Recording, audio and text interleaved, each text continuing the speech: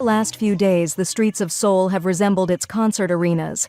Customized light sticks popular with fans of K-pop are commonplace among demonstrators calling for the impeachment of President Yoon Suk-yeol after his failed martial law attempt last week. 비상계엄으로 촉발되었던 탄핵 촉구 집회가 이제는 한국을 넘어서 전 세계적인 관심사가 되고 있는 상황입니다. 주요 언론사인 미국의 BBC, CNN을 비롯 파이낸셜 타임스까지 전례 없는 이번 일의 외국인들은 한국인들은 미쳤다는 감탄사가 연신 쏟아져 나오고 있는데요. 심지어 한국 시위는 축제장이라며 자신은 축제를 즐기기 위해 한국으로 간다는 말까지 나오고 있는 상황입니다.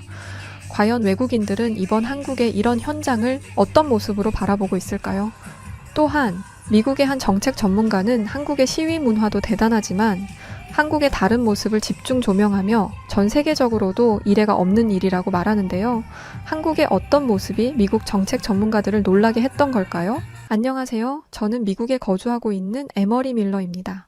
자세한 이야기를 밝힐 순 없지만 현재 미국 한 도시에 위치한 연구소에서 정책 분석가로 일하고 있죠. 저는 35살이고 지난 10년간 민주주의의 전환과 시민저항 운동을 연구해왔어요. 전 세계를 돌아다니며 수많은 사례를 분석하는 게 저의 일이죠. 간단히 말해 저는 민주주의와 시민 행동의 관계를 연구하는 일을 하는 사람이에요. 그러다 보니 아무래도 제 관심사는 늘 민주주의가 어떻게 태어났고 어떻게 성장하며 또 어떻게 무너지는지에 관한 것일 수밖에 없지요. 예를 들어 제가 대학원 시절 연구했던 우크라이나의 유로마이단 운동처럼 말이에요.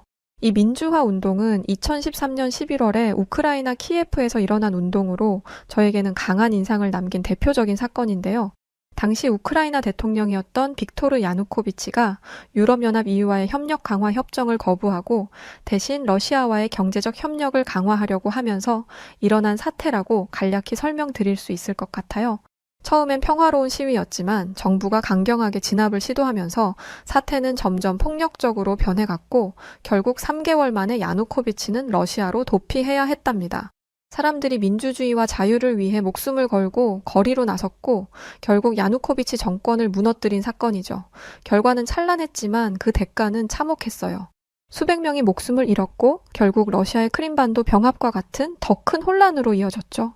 비슷한 사건으로 터키의 쿠데타 시도도 있습니다. 이 사건은 제가 연구자로서 큰 교훈을 얻은 사건이죠. 터키 군부의 일부 세력이 레제프 타이프 에르도안 대통령의 권위주의적 통치를 중단시키기 위해 군사 쿠데타를 시도한 사건인데요. 군이 정부 주요 시설을 장악하기 위해 움직이며 전투기와 헬리콥터를 동원해 공중에서까지 공격을 가했던 사건입니다. 하지만 이때 에르도안 대통령이 SNS와 방송을 통해 시민들에게 거리로 나와 쿠데타에 저항할 것을 호소했고 시민들이 대거 거리로 나서면서 경찰과 시민의 저항으로 불과 하루 만에 진압된 쿠데타였죠. 시민들은 용감하게 군사 쿠데타를 막아냈지만 그 이후 터키는 민주주의에서 점점 멀어졌어요. 민주주의를 지키기 위해 싸운 시민들이 오히려 결국 강력한 권위주의적 통치 아래 놓이게 된 거죠. 저는 이러한 사례들을 통해 민주주의가 얼마나 연약한지 그리고 시민들의 행동이 얼마나 중요한지 깨닫곤 했습니다. 그리고 오늘의 주인공이 될 두 가지 사건이 더 있죠. 바로 2021년 1월에 있었던 미국 의회 난입 사건과 지난 12월 3일에 일어났던 한국의 계엄령 사태가 있습니다. 저는 두 사건 모두 뉴스를 통해 실시간으로 상황을 지켜본 사람이었는데요.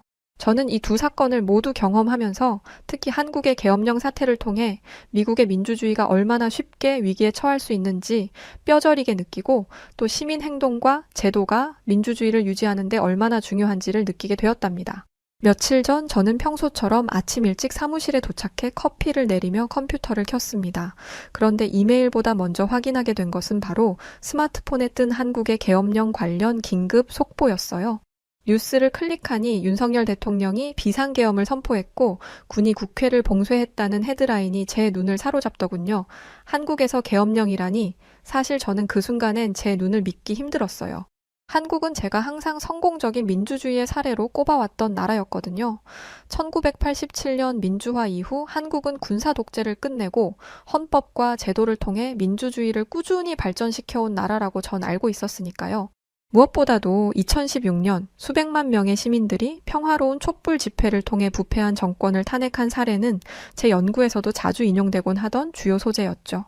그런데 그런 한국에서 계엄령이 선포되었다니 이게 무슨 소식이냔 말이죠. 도저히 이해가 되지 않더군요. 뉴스를 더 확인하니 계엄령 선포는 전날 밤 한국 시간으로 10시경에 발표되었고 군이 이미 국회의 주요 출입구를 봉쇄하고 있다는 보도가 이어지고 있었어요. 미국 워싱턴 기준으로는 아침 8시쯤에 전해진 소식이었죠. 제 하루는 보통 긴급 회의와 업무로 시작되지만 이날 아침만큼은 모든 일을 멈추고 이 뉴스에 빠져들지 않을 수 없었습니다. 이어지는 TV 화면에는 군 장갑차가 국회로 향하는 모습이 생생히 담겨 있었어요.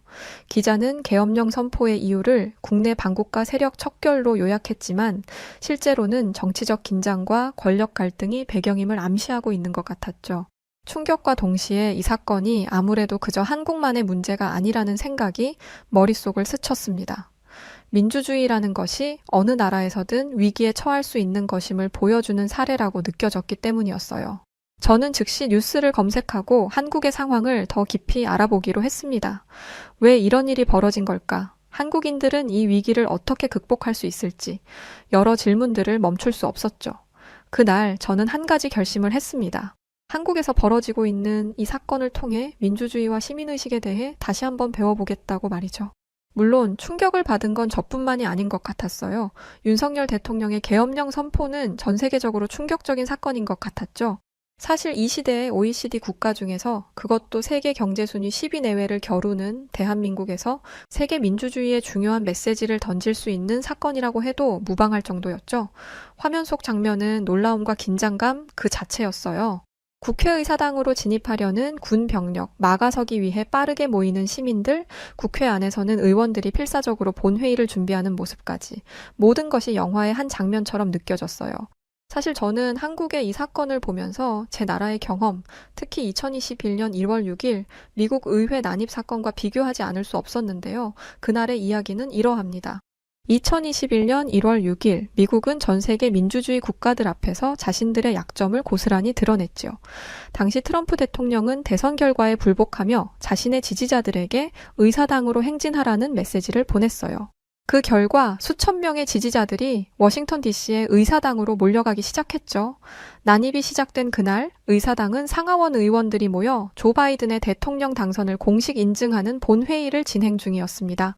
그런데 갑자기 수백 명의 시위대가 의사당 건물로 몰려들어 문과 창문을 부수고 난입하기 시작한 거죠. 경찰들은 허술한 방어선을 유지하며 건물을 지키려 했지만 시위대의 숫자와 조직력을 감당하지 못했어요.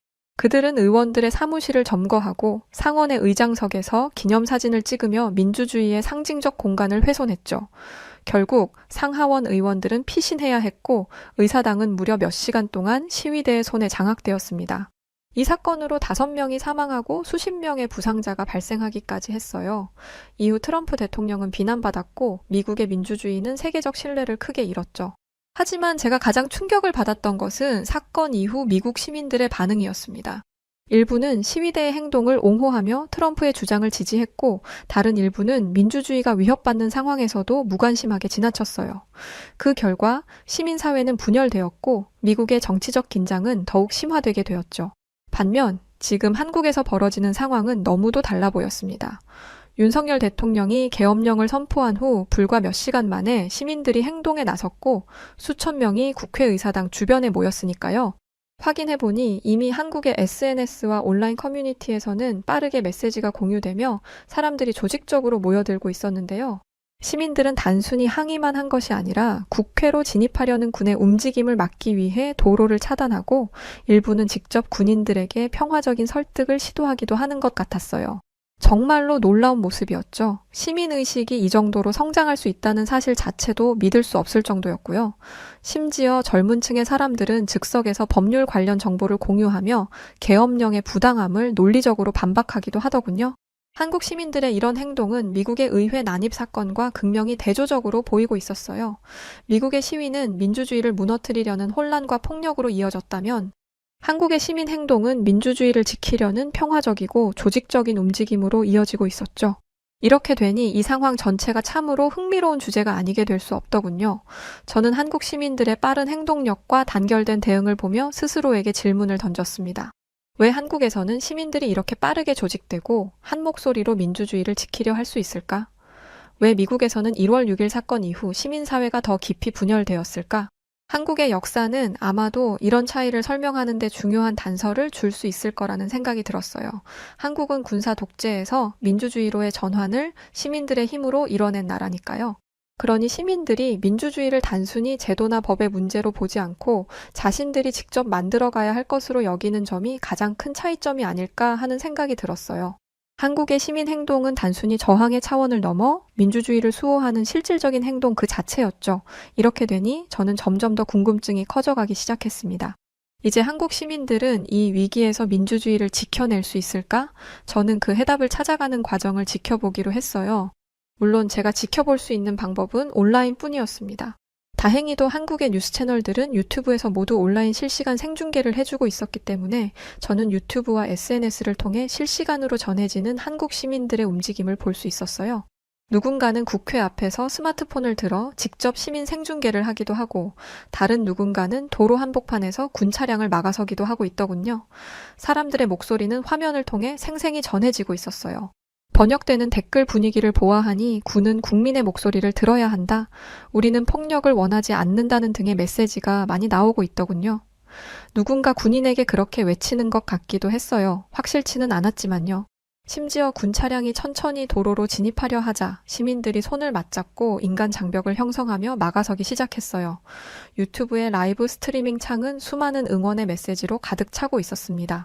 민주주의를 지켜달라, 세계가 당신들과 함께한다는 등의 저와 같은 외국인들의 메시지도 있었죠. 물론 저도 그중 하나였습니다. 평소 연구자로서 항상 사건을 분석적이고 객관적으로 바라보려고 노력했지만 이 순간만큼은 저도 그들의 목소리에 깊이 공감할 수밖에 없었죠. 영상을 통해 본 장면은 제가 지금껏 연구했던 어떤 사례보다도 강렬했습니다. 국회로 진입하려는 군 병력과 이를 온몸으로 막으려는 시민들, 그리고 거리 곳곳에서 울려 퍼지는 시민들의 목소리. 시민들은 서로를 격려하며 즉석에서 바리케이드를 만들고 차량 통제를 위해 움직이고 있었습니다. 이러한 시민들의 저항이 국회가 계엄 해제 요구안을 의결할 시간을 벌어주는데 큰 역할을 하고 있는 것 같았어요. 그중 특히 기억에 남는 순간이 있었습니다. 한 중년 남성이 장갑차 앞에 서서 손을 들어 올리며 말했습니다. 우리가 지켜야 할 것은 바로 헌법입니다. 당신들도 우리와 같습니다. 그의 목소리는 떨렸지만 그 진심이 화면 밖으로도 전달되는 듯 했어요. 누군가 영문으로 댓글을 달아주어 알 수 있었고 이 장면은 생중계를 통해 전 세계로 퍼져나가고 있었습니다. 그런데 동시에 걱정이 밀려오더군요. 군의 움직임이 점점 강경해지고 있었기 때문에 시민들에게 혹시 무력을 행사하지는 않을까 하는 불안감이 들었죠. 하지만 시민들은 결코 물러서지 않고 있었어요. 어떤 이는 군인들에게 직접 대화를 시도하며 여전히 설득을 하고 있었고 또 다른 이는 시민들에게 법적 권리를 설명하며 차분히 행동할 것을 요청하고 있었죠. 그들의 행동은 그저 감정적인 저항이 아니라 체계적이고 평화적인 민주주의 수호의 실천으로 보였어요. 저는 물론 그들의 안위를 걱정하고 있었지만 그럼에도 불구하고 그들의 용기에 감탄을 멈출 수 없었죠. 시민들이 직접 민주주의를 지키기 위해 나선 이 순간은 단순히 한국이라는 나라의 위기 상황이 아니라 전 세계가 주목해야 할 민주주의의 새로운 가능성을 보여주는 사건으로 느껴졌어요. 그런데 그때였습니다. 놀라운 광경이 목격되었어요. 바로 한 여성 국회의원이 군인의 총을 직접 잡으며 막아서는 장면이었죠. 그녀는 두려움 없이 군인의 눈을 똑바로 바라보며 단호하게 무언가를 말하고 있었습니다. 자세히 알 수는 없었지만 그에게 마치 국민을 지키는 군인의 명분을 다하라는 것 같았죠. 이 총은 국민을 위협하기 위해 존재하는 것이 아니라고 말이에요. 군인은 잠시 멈칫하며 그녀를 응시했어요. 그 순간 그의 손이 떨리는 것이 화면을 통해서도 분명히 보이는 것 같았죠.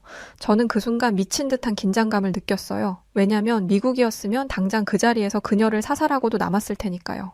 총구는 더 이상 그녀를 향하지 않았고 그는 마치 자신이 무엇을 위해 여기에 서 있는지 다시금 생각하는 듯 보였어요. 마치 스스로에게 말하는 듯한 표정으로 그는 무언의 대답을 하고 있는 듯 했죠. 주위의 군인들 역시 마찬가지였어요. 그 군인의 모습은 마치 자신이 국민을 지키기 위해 존재한다는 사실을 깨닫고 그 총구가 어디를 향해야 할지 스스로 결정한 것처럼 보였습니다. 그녀를 해치기는커녕 그는 그저 그 자리에 서서 총을 내리지도 더 이상 위협적으로 움직이지도 않았어요. 그와 동시에 군과 시민들 사이의 대치 또한 계속되었지만 물리적 충돌은 일어나지 않았지요.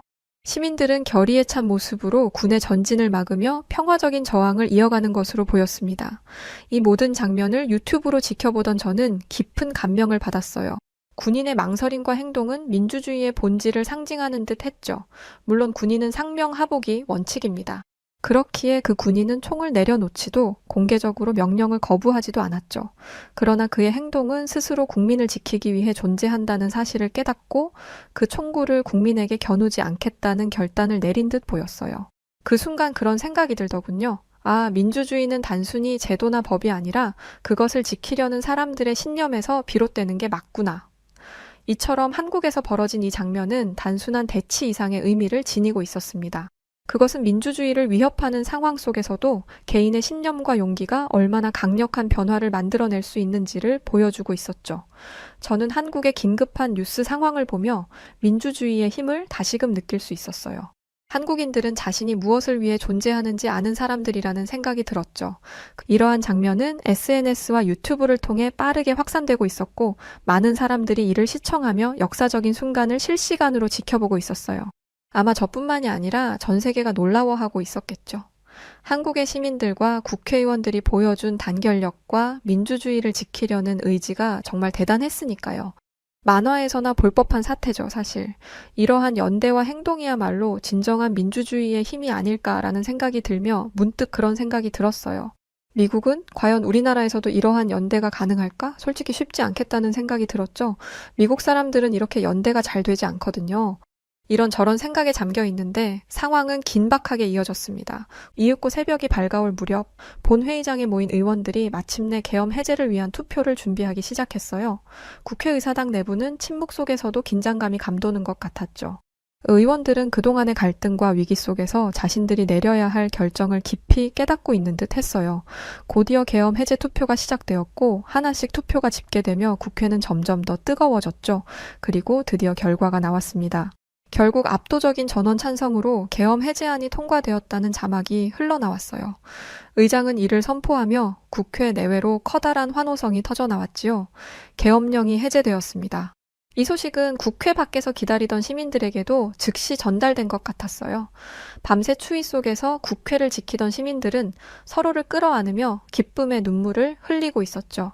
계엄 해제 소식이 전해지자 국회를 둘러싸고 있던 군 병력은 상부의 명령을 받은 듯 천천히 철수하기 시작했습니다. 장갑차가 후진하고 군인들이 국회의사당을 떠나는 모습은 많은 이들에게 안도감을 주었어요. 저를 포함해서 말이죠. 전 사실 여기서 다른 나라들처럼 군과 시민들이 싸울 거라고 생각했어요. 그것 봐라 이놈들아 하면서 말이죠. 그런데 놀랍게도 군이 철수하는 동안 시민들은 오히려 그들에게 감사와 격려의 말을 건넸습니다. 같은 국민으로서 서로 다치지 않아서 다행이라고 말하는 것 같았죠.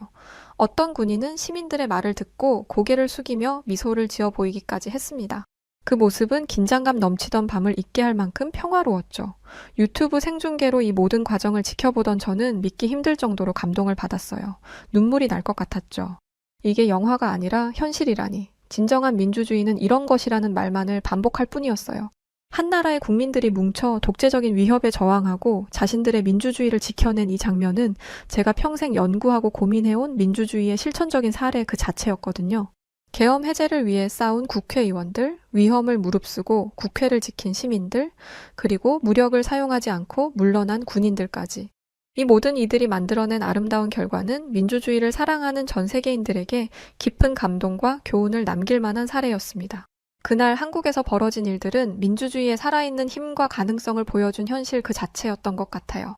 그 이후 계엄 해제 소식은 순식간에 전 세계로 퍼져나갔습니다. 유튜브 생중계를 통해 사건을 지켜보던 저는 자연스럽게 주요 외신들이 이 사건을 어떻게 다루는지 궁금해졌죠. 스마트폰과 노트북을 번갈아 켜고 BBC, CNN, 뉴욕타임스 등 주요 언론의 보도를 확인하기 시작했어요. 제일 먼저 BBC는 이 사건을 헤드라인으로 다루며 한국 시민들을 민주주의를 수호한 영웅이라 칭하고 있었습니다. 보도는 이렇게 시작됐어요. 한국 시민들은 계엄령이라는 독재적 조치를 단 몇 시간 만에 평화적이고 단결된 행동으로 저지했다. 이들은 민주주의의 진정한 의미를 전 세계에 보여주었다. 또한 BBC 기자가 국회 앞에서 보도하는 장면이 유튜브에 클립으로 올라왔죠. 그는 저처럼 감정이 북받친 듯 목소리를 떨며 말하고 있었어요. 이 장면은 정치적 사건을 넘어 민주주의의 살아있는 교훈이다. 우리는 오늘 이곳에서 민주주의의 새로운 가능성을 보았다. 라고 말이죠. 이어서 CNN 역시 사건을 상세히 보도하며 이를 현대 민주주의 역사에서 드문 사례라고 표현했습니다. 한국 시민들은 군사적 압박 속에서도 폭력적 충돌 없이 계엄령을 철회시켰다. 이는 전 세계 민주주의 역사에서 손에 꼽을 만큼 독특하고 중요한 사례로 기록될 것이다. CNN의 보도에서는 특히 시민들의 평화적 행동에 초점을 맞추고 있었어요. 시민들이 군 차량 앞에 서서 평화적으로 설득하고 군이 철수할 때 박수와 격려를 보낸 장면은 CNN 기자들조차 감탄을 금치 못하게 만들었죠. 한국 시민들은 저항하는 데 그치지 않았다. 그들은 평화와 화합의 메시지를 던졌다. 이것이 진정한 민주주의의 힘이다. 라고 CNN은 말을 전했어요. 이어서 뉴욕타임스는 사설에서 이렇게 평가했어요. 한국은 단결된 시민 행동을 통해 민주주의가 위기에 처했을 때 어떤 방식으로 대응해야 하는지 전 세계에 모범을 보였다. 이는 제도적 한계를 넘어선 공동체의 연대와 의지를 상징한다. 고 말이죠. 사설은 또한 한국의 시민의식을 집중 조명했어요.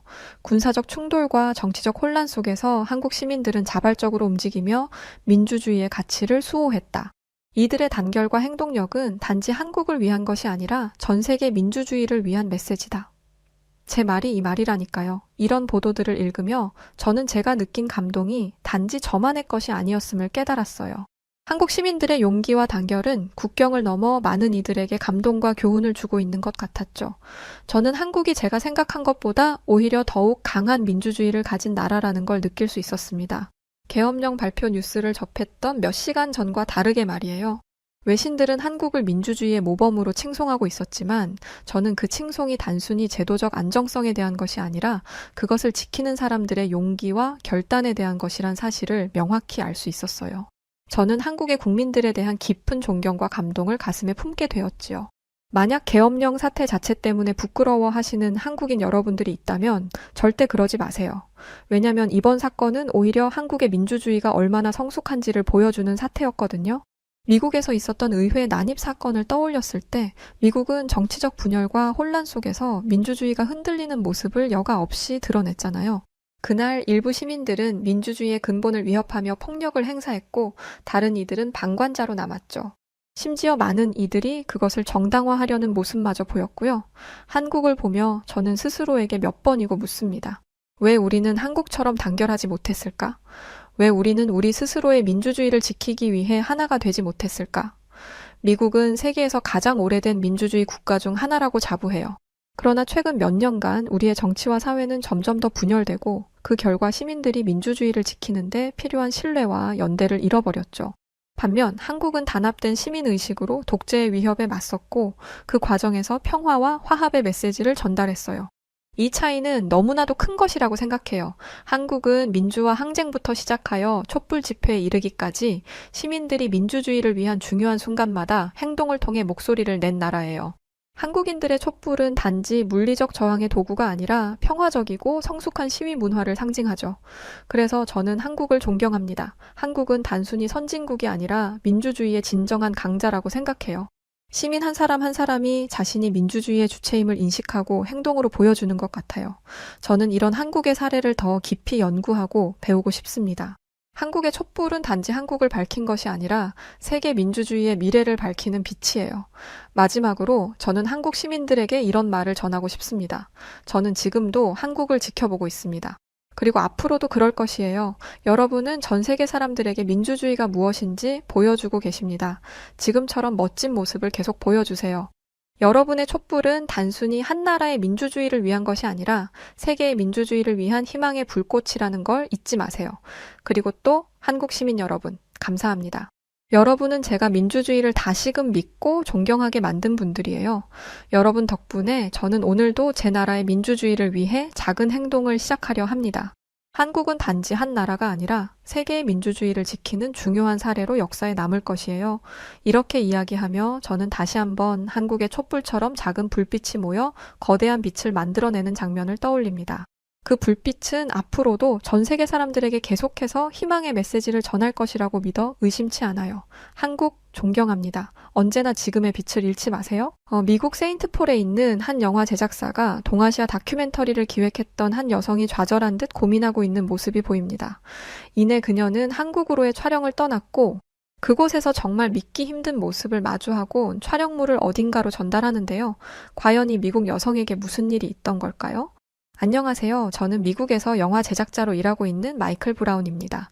영화 제작을 한다고 하면 다들 대단한 일을 하는 것처럼 생각하고는 하시는데 사실 다큐멘터리 영화를 만드는 사람이기 때문에 돈을 많이 버는 것도 아니고 그다지 유명하지도 않습니다. 그럼에도 불구하고 다큐멘터리 제작을 계속해서 하는 이유는 세계 각국의 문화와 역사를 담아내는 게 제 꿈이었기 때문이에요. 하지만 다큐멘터리는 상업 영화에 비해 수요가 적어 제작 자금을 모으는 것부터가 큰 도전입니다. 더군다나 제가 있는 제작사가 큰 엔터 기업도 아니었기에 영화 한 편 만드는 것이 정말 쉽지 않은 일입니다. 당시에 저는 동아시아 국가들의 환경 문제를 다루는 영화를 제작하고 있었습니다. 제가 미국인이라서 그런 건지 사실 유럽 국가들의 환경 문제를 다루려 했는데 주변 반대가 심했거든요. 그래서 제 의지와 조금 다르게 유럽국이 아닌 동아시아 국가들을 다루게 되었고 당연하게도 동아시아 하면 떠오르는 한국, 중국, 일본 이 세 개 나라에 대해서 제작하고 있었어요. 하지만 제작비 부족으로 끝까지 다큐멘터리를 찍을 수 있을지 고민이 많던 시기였습니다. 그러나 죽으란 법 없다더니 저에게 빛과 같은 존재가 눈앞에 나타났었습니다. 바로 중국에서 온 국제영화 기획자 펑쇠렌이었죠.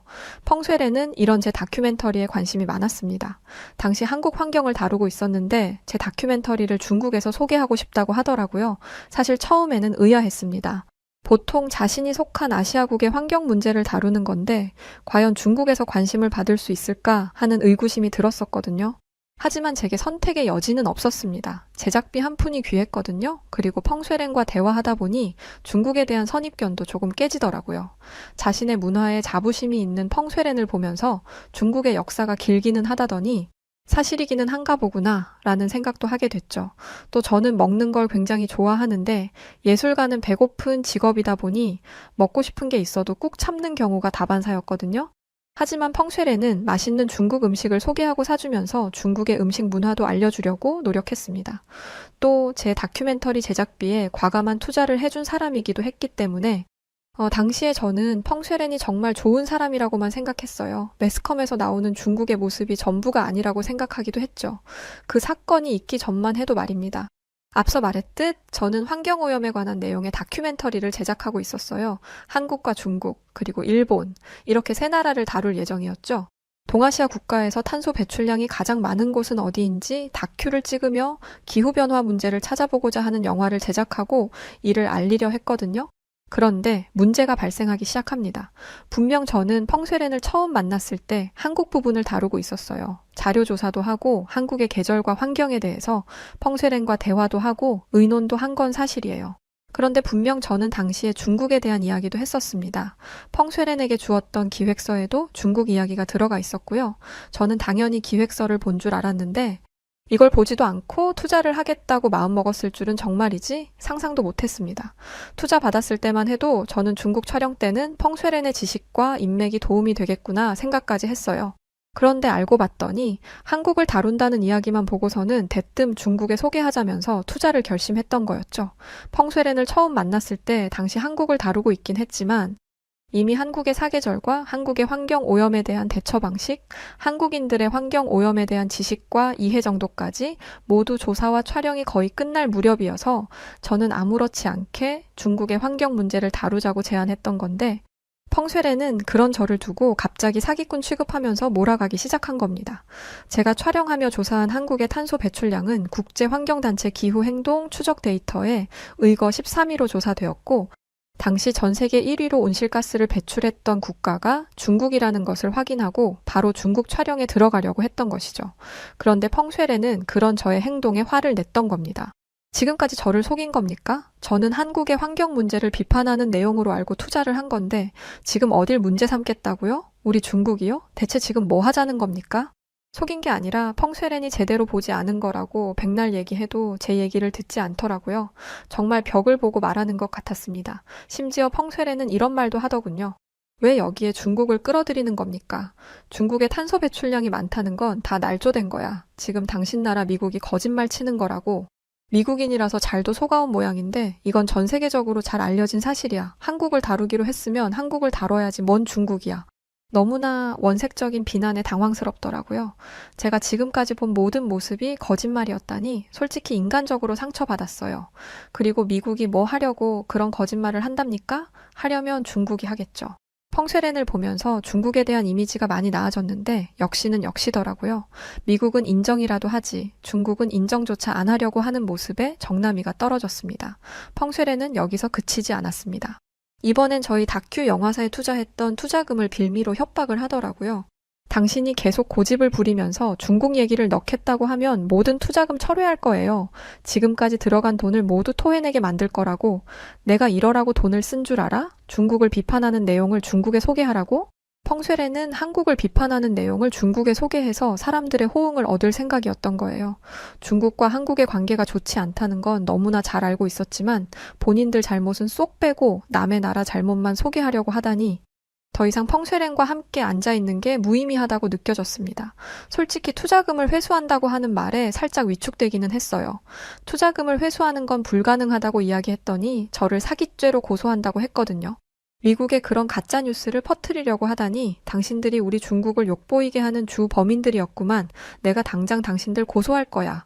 무슨 영화를 그렇게 본 건지 미국 정부가 뭐가 아쉬워서 저같이 평범한 사람을 범인으로 만들겠어요.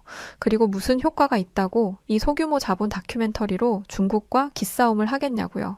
중국은 국가 차원에서 구린 공작을 많이 한다던데 그게 사실인 것 같았습니다. 펑쉐렌은 씩씩거리며 떠났고 저는 며칠 뒤 정말 펑쉐렌이 고소를 했다는 연락을 받게 됐습니다. 급하게 변호사를 선임했지만 가뜩이나 부족한 제작비에서 비싼 변호사 비용을 지불하게 된 건 너무나 큰 손해였습니다. 법정 공방은 몇 달간 이어졌어요. 다행히 무혐의를 받아냈지만 정신적으로도 피폐해졌고 금전적으로도 손해였죠. 하지만 다큐 제작을 포기하지 않았습니다. 제작진의 임금을 주지 못해 혼자 모든 걸 해야 했지만요. 저는 새로운 계획을 세우면서 첫 목적지로 중국의 후난성에 있는 유명 자연 명소인 장가게에 가게 되었어요. 중국의 광활한 자연을 보여주면서 중국인들이 왜 자연을 지켜야 하는지 알리기 위해서였죠.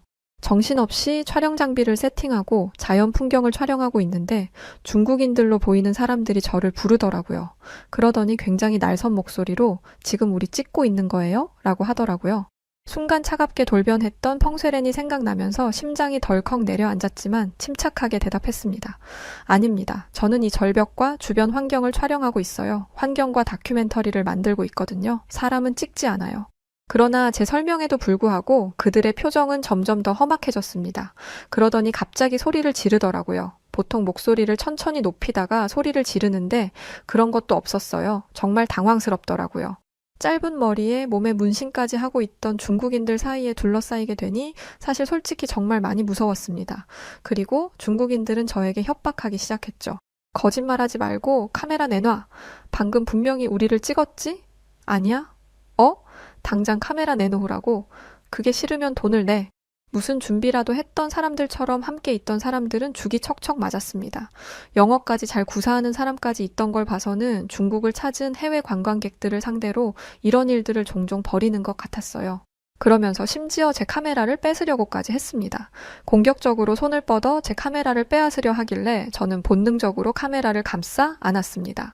그러나 여러 명이 저를 잡고 흔드는 바람에 결국 카메라를 놓쳤고 카메라가 언덕 밑으로 빠르게 굴러 떨어지면서 카메라는 산산이 조각나고 말았어요. 급하게 내려가서 카메라를 주워 담았는데 중국인들은 미안한 기색 하나 없이 제게 와서는 당장 카메라와 돈을 내놓으라는 말만 하더라고요. 그 카메라는 제가 가진 거의 모든 걸 팔아 마련한 것이었어요. 그리고 지금까지 촬영한 모든 영상이 담겨 있었습니다. SD카드는 어떻게든 건질 수 있을지 모르지만 카메라 자체가 완전히 망가져 버렸다는 사실에 엄청난 좌절감을 느꼈어요. 저는 중국인들에게 따져 물었습니다. 카메라가 이 지경이 됐는데도 내놓으라는 말이 나와요? 대체 뭘 보여달라는 거예요? 라고 외치자 중국인들은 카메라가 부서져도 메모리는 남는 거 다 알고 있어. 당장 내놔. 그게 아니면 돈을 내던지.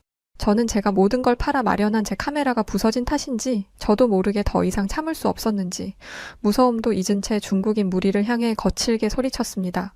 내가 내 카메라로 촬영을 하는데 무슨 상관입니까? 그리고 여기는 공공장소예요. 내 권리를 당신들이 뭔데 뺏으려고 난리야. 그리고 사람 찍지 않았다고 말했잖아. 당신들이 예의 바르게 부탁했으면 그냥 보여줬을 거야. 그런데 당신들은 어떻게 했어? 대뜸 화를 내더니 나를 공격했잖아. 중국인들은 제 말을 듣고도 비아냥거렸습니다. 아니, 우리가 화를 내긴 뭘 내? 그냥 중국인이라 목소리가 좀 큰 것뿐인데? 그리고 떳떳하면 아무리 큰 소리를 냈어도 보여주면 될 일 아니야? 보여주기 싫음 돈을 내라니까 돈도 없고, 하여튼 미국 양키 놈들은 간이 콩알만 해서 별것도 아닌 거에 놀란다니까? 이렇게 말하면서 낄낄거리기도 하더라고요. 저는 자유국가 미국인이라는 것을 강조했어요. 저는 미국인이에요. 자유국가는 누구도 개인의 권리를 침해하지 않아요. 자유를 무시하는 행동은 공산국가인 중국인들에게나 가서 하세요. 공산국가라는 말이 나오자마자 역대급으로 성질을 내더라고요. 야, 너 우리가 누군지 알아? 이게 감히 지금 뭐라는 거야? 아니, 공산국가를 공산국가라고 말한 것뿐인데 왜들 저렇게 화를 내는지 당황스럽더군요. 분위기는 점점 더 험악해졌고 당장이라도 저에게 달려들 기세로 중국인들은 저를 둘러싸기 시작했어요. 그런데 그때였습니다. 그 중국인들이 저에게 화를 내며 점점 압박해오던 순간 누군가가 저와 중국인 무리의 사이를 가로막은 것이었죠. 이 보세요. 여성을 두고 뭐 하는 겁니까? 진정들 하세요. 그리고 여긴 공공장소이고 사람들도 오가는 곳이라고요. 제 앞에 서서 중국말로 이야기하는 사람이 처음에 저는 다른 중국인인 줄 알았어요. 하지만 저를 겁박하던 중국인 무리가 그 사람에게 감히 한국인 주제에 우리 하는 일에 끼어들어? 라고 말했던 터에 한국인인 걸 알게 되었어요. 한국인들은 5분이 계셨는데 모두 저를 자신들의 뒤로 숨기고 저를 보호하려고 했습니다. 그러면서 중국인 무리에게 이렇게 이야기했죠. 무슨 상황인지 다 지켜봤습니다. 여러분은 이분에게 무리한 요구를 했어요. 그리고 누군가가 경찰에 신고를 했다고 합니다. 이제 경찰이 올 건데 이런 모습을 보여줄 건가요? 진정하시는 게 여러분에게도 좋을 텐데요. 한국인의 강단 있는 목소리를 들은 중국인들은 이제야 조금 주춤하더라고요. 그러면서도 끝까지 억지 주장을 놓치지 않았습니다. 우리가 뭘 잘못했는데 우리를 찍었으니까 카메라 달라고 한 건데 그게 뭔 죄야. 그리고 우리가 보고 싶다고 하면 보여줘야지 돈을 내던가. 그리고 고작 한국인 주제에 지금 여기서 우리에게 해보잔 거야? 경악을 금치 못하겠더라고요. 이런 식의 권위주의적 태도가 21세기, 그것도 이런 현대사회에서 존재한다는 게요. 한국인들은 이미 예상했었는지 어이없어 하는 표정을 지으며 대꾸했습니다. 중국인들이 뭘 알겠냐마는 미국이나 한국과 같은 민주주의 국가에서는 모든 사람이 평등합니다. 부자이든 권력자이든 사람을 함부로 무시할 수는 없어요. 그때 마침 중국 경찰들이 도착했습니다. 그런데 정말 어이없게도 경찰이 오자마자 태도를 싹 바꾸더라고요. 그러면서 저 외국인이 우리 중국인들을 허락도 없이 촬영했다며 저희를 손가락질하기 시작했습니다. 팔은 안으로 굽는다더니 결국 경찰들은 부서진 제 카메라를 가리키며 타인을 촬영하는 행위는 불법이라고 하면서 부서진 제 카메라를 회수했고 한국인 분들의 상황 설명에 겨우 상황은 종료될 수 있었어요. 그렇게 경찰과 중국인들은 자리를 떠났는데 먼 중국까지 와서 촬영했던 장비는 잃게 되고 무엇보다 그동안 애써 담아왔던 데이터를 모두 잃어버리게 돼서 정말 멍하니 하늘만 보고 있었습니다. 그런데 아까 저를 도와주었던 한국인 분들이 저에게 다가와 괜찮냐고 물어보셨어요. 저는 그제야 정신을 차리고 도와주셔서 감사하다는 말을 거듭해서 전했죠. 그러자 한국인 분들은 괜찮다고 말하며 오히려 저를 안심시키시더라고요. 그러더니 제 손에 카메라 SD 카드를 쥐어주었습니다. 그리곤 제가 사는 미국의 주소를 알려달라고 하더군요. 부서진 카메라에 담겨 있던 SD 카드를 혹시 몰라 미리 뺐었다고 합니다. 그리고 중국 경찰 쪽에 지인이 있으니 부셔진 카메라를 회수하여 고쳐 보내주겠다고 했습니다. 저는 너무 놀랐죠. 이렇게까지 도움을 주실 거라고 정말 생각도 못했거든요. 어떻게 보답을 해드려야 하겠냐고 비용을 지불하겠다고 하니 명함을 주며 한국인 분들은 이렇게 말했습니다. 아까 다큐멘터리를 찍는다는 얘기를 언뜻 들었어요. 그리고 이런 촬영을 하러 오는데 혼자, 그것도 카메라 하나 달랑 들고 왔다는 건 예산이 넉넉지 않다는 것 같은데 제 예상이 틀렸나요? 저는 엄청난 통찰력에 깜짝 놀랐습니다. 분명 관련된 일을 하는 사람이라고 생각했죠. 그런데 실제로 알고 보니 일행 중 한 분이 한국 방송국에서 근무하다 퇴직하고 친구들과 여행을 왔던 거였어요. 그날 이후 저는 다시 제가 살던 미국으로 돌아왔었습니다.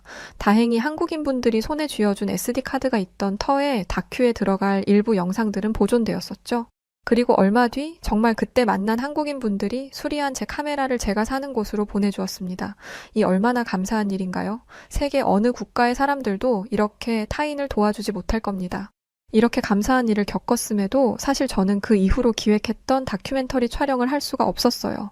다시 중국으로 건너갈 자신도 없었고 무엇보다 자금 확보가 되지 않아 예산이 없었습니다.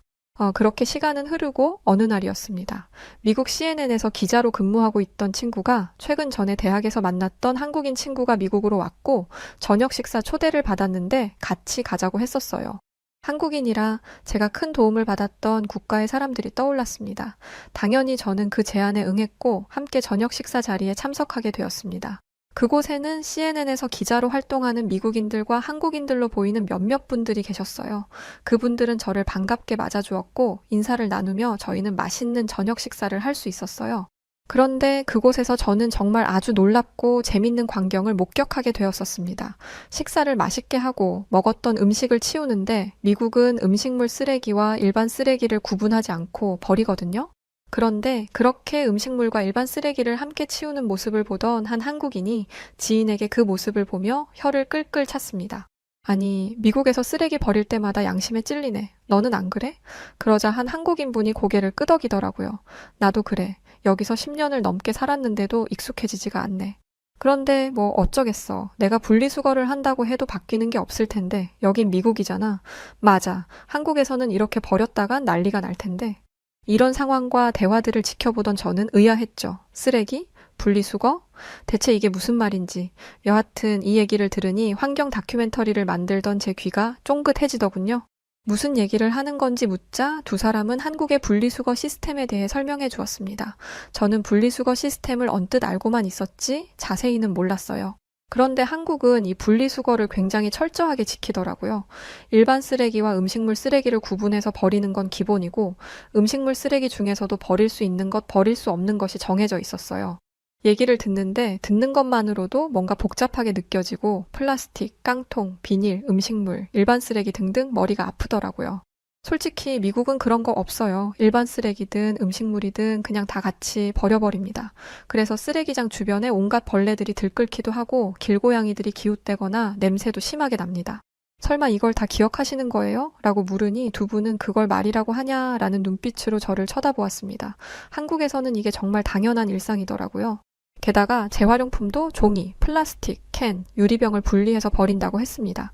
게다가 쓰레기를 버릴 때는 깨끗하게 세척을 해서 버린다고 하더라고요. 택배 박스를 버릴 때도 테이프를 박스와 분리해서 버려야 한다고요. 심지어 플라스틱 페트병에 붙어있는 라벨까지 떼서 쓰레기를 분리수거한다고 했습니다.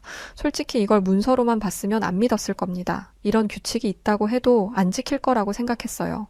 우리 미국에서 이런 걸 시행한다? 아마 제 생각에 미국 인구 단 5%도 지키지 못할 일이라는 생각이 들었어요. 그런데 한국인들은 당연히 이걸 지키더라고요. 그리고 이게 환경을 위한 거라는 걸 알고 있었습니다. 실제로 한국의 재활용률은 세계 최고 수준이더라고요. 게다가 종량제 봉투라는 시스템도 놀라웠습니다.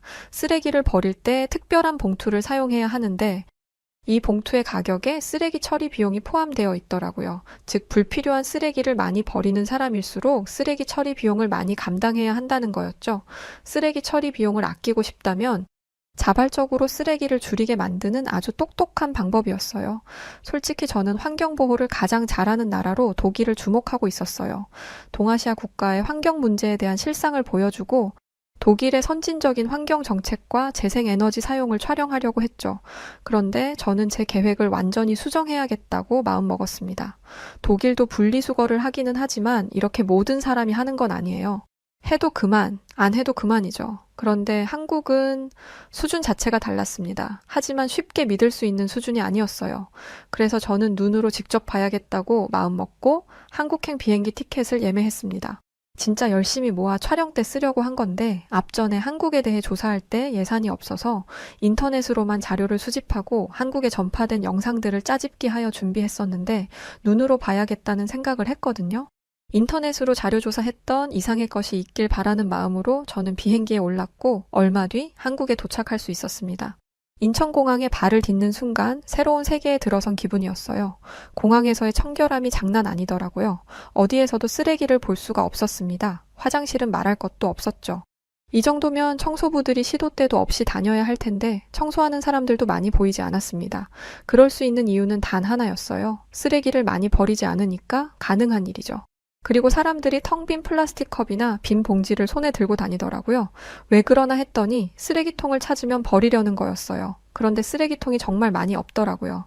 그러면 저 쓰레기를 어디다 버리나 봤더니 그대로 집으로 들고 가는 걸 보게 되었습니다. 미국이었다면 그냥 바닥에 버렸을 거예요. 그렇게 쓰레기가 모이면 그곳이 쓰레기통이 되는 거죠. 한국의 거리에는 수많은 사람들이 있었지만 땅에 떨어진 쓰레기를 찾아보기가 힘들었습니다.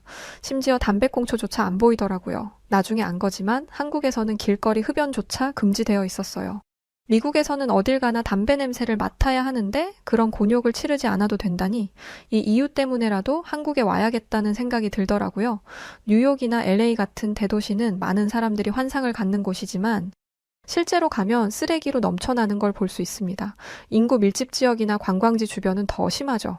게다가 뉴욕의 경우 매년 수백만 톤의 쓰레기가 발생하는데 이걸 해결할 방법을 찾지 못하고 있어요. 한국과 비교해보니 미국인으로서 부끄럽더라고요. 그런데 미국은 쓰레기뿐만 아니라 마약 문제도 심각해요. 하지만 한국의 골목에서는 미국과 같은 모습을 찾아볼 수가 없었습니다. 게다가 늦은 밤에도 여성분들이 혼자 걸어 다니는 걸 보면서 한국의 길거리는 깨끗할 뿐만 아니라 안전하기까지 하다는 걸 알 수 있었어요. 더 놀라운 건 뭔지 아세요? 제가 있던 곳이 서울이라는 대도시였다는 거예요. 사람이 많으면 문제가 생길 확률이 높아지는 건데 아무 문제 없이 사람들이 안전하게 밤거리를 돌아다닐 수 있다니 평생 이런 걸 누려본 적 없는 저로서는 너무나 부러운 모습이었습니다. 저는 대도시를 지나 지방도시로도 향했어요. 대도시는 교육 수준이 높다는 게 일반적인 인식이라 대도시일수록 사람들의 시민의식이 낮다는 게 미국인들의 생각이거든요.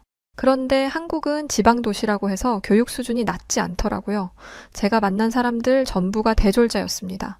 저는 과거 촬영차 중국에서 갔던 지방도시를 떠올릴 수밖에 없었어요. 같은 아시아였으니까요. 아니 베이징만 해도 충격적이었죠. 거리는 쓰레기로 넘쳐났고 특히 플라스틱 쓰레기가 눈에 띄게 많았어요. 길거리 음식점이 즐비한 골목에서는 음식물 쓰레기와 기름때가 뒤섞여 불쾌한 냄새를 풍겼죠. 지방도시는 수질 오염 문제도 심각했습니다. 정말 죄다 죽은 강 같더라고요. 공장에서 나오는 폐수와 생활하수가 섞여서 강으로 흘러 들어가는데 미관상의 문제도 있었지만 냄새는 정말 참을 수 없을 정도였어요. 그런데 중국은 깨끗한 국가라고 모든 게 거짓된 이야기들이 송출되고 있는 것이라고 말하던 펑쇠렌이 떠오르더군요. 왜 진실을 숨기고 자신들의 국가의 치부를 감추려고만 하려는지 이해되지 않았습니다. 실제로 전 세계에서 가장 많은 온실가스를 배출했던 나라가 중국이었죠. 전 세계가 합산 배출했던 온실가스는 약 500억 메트릭 톤에 달하는데 이 중에 144억 메트릭 톤을 중국이 내보내고 있었어요. 이거에 비하면 한국의 환경은 천국이나 다름없었죠. 고작 6억 7천만 메트릭 톤의 온실가스만 배출하는 국가였으니까요. 중국과 20배가 넘게 차이가 났던 겁니다. 실제로 제가 본 한국의 하늘은 맑았고 한강은 깨끗했어요. 게다가 청계천의 수질은 상상 이상이었습니다. 대도시 한가운데를 가로지르는 강의 수질이 그 정도라니 사람들이 신발을 벗고 발을 담그며 더위를 식히는 모습이 너무나 아름답더라고요. 자연과 도시의 공존이라니. 환경을 보존해야 하는 이유를 설명할 때 이 장면을 넣으면 되겠다고 생각했습니다. 시골은 뭐 말할 것도 없었죠. 어딜 가든 풀 냄새가 나는데 요양을 하러 온 기분이었습니다. 풀 냄새, 물 냄새가 이렇게 쾌적하고 청정한 것일 거라곤 상상도 못했어요. 한국에 오지 않았다면 아마 평생을 살아도 경험하지 못했을 거예요. 미국으로 돌아가기 전 제가 간 곳은 강원도 영월이라는 곳이었어요. 아주 작은 도시였는데 저는 영월 시내에서도 더 깊숙한 곳으로 들어갔습니다. 깊은 곳으로 들어가니 더 깨끗한 자연이 나오더라고요. 그런데 놀라운 건 차 하나 들어가기도 버거운 길에도 분리수거함이 있다는 거였어요. 게다가 CCTV까지 달아서 쓰레기를 하부로 버리지 못하도록 하고 있었습니다. 그런데 더 놀라운 게 뭔지 아세요? 아마 이건 한국인 분들도 잘 모르실 것 같은데요. 한국에는 에너지 자립도라는 게 있습니다. 에너지 자립 마을은 외부로부터 공급되는 에너지를 줄이고 마을 공동체에서 자체 에너지를 개발하는 거예요. 당연히 신재생 에너지를 사용해서 아주 환경 친화적으로 에너지를 만들고 있죠. 맨날 화석이나 태우고 석유나 뽑아내는 다른 국가들과는 전혀 다른 모습이었습니다. 이건 일전에 자료 조사를 하며 찾았던 건데 한국에 오게 된 이상 안 와볼 수가 없었어요. 한국은 잘 사는 나라잖아요. 다른 나라에서 에너지원을 수입하는 게 어려운 일이 아닐 텐데 이런 사업을 국가 차원에서 한다는 점이 놀라웠습니다. 저는 다큐멘터리를 어떻게 완성할 것인지에 대한 해답을 한국에서 찾았습니다. 그런데 한국에서 오랫동안 촬영을 하려면 제작비가 걱정이더라고요.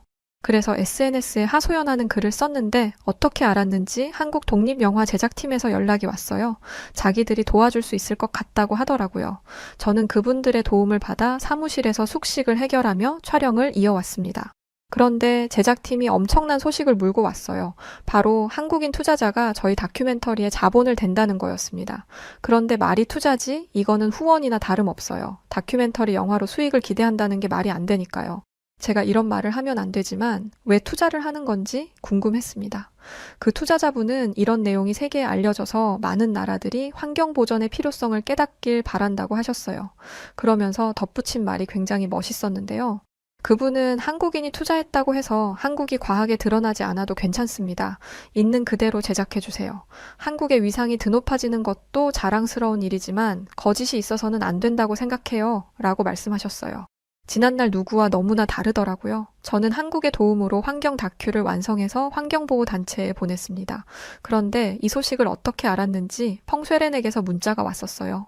아니 기어코 중국 이야기를 넣었어? 이 영화가 대중에게 공개되면 중국 동포들이 널 가만두지 않을 거야. 지금이라도 중국 내용을 삭제한다면 너그럽게 넘어가겠어. 그러니 빨리 중단해. 여전히 자신이 대단한 사람인 양, 윗사람인 양 구는데 그냥 무시해버렸습니다. 어디 한번 해보라죠. 제가 이런 것도 각오하지 않고 다큐멘터리를 만들었을까요? 그리고 이제는 제게도 든든한 한국인 동료들이 생겼습니다. 그래서 더 이상 두렵지 않아요. 제가 만든 다큐멘터리가 언제 대중분들에게 공개될지는 모르겠지만 그날이 오면 꼭 한국인 여러분들에게도 공유하도록 하겠습니다. 그리고 한국인 여러분들 정말 감사합니다. 네, 오늘 사연 여기까지인데요. 저도 한국 사람이라 저희는 분리수거 이런 게 그냥 당연한 거라고 생각하고 있었는데 다른 나라는 아예 안 하고 있던 거였네요. 그러면서 무슨 환경 운운하는 건지 제발 우리 대한민국의 환경 시스템을 도입하셔서 전 세계가 다 같이 환경에 앞장섰으면 좋겠습니다. 자, 그럼 오늘 사연 어떻게 들으셨나요? 사연이 재밌으셨다면 구독과 좋아요 부탁드리고 그럼 지금까지 사연을 전해드렸던 여우튜브 송은지였습니다. 영상 끝까지 시청해주신 모든 분들 고맙습니다. 그리고 우리 구독자분들 모두 감사하고 사랑합니다. 당신만의 여우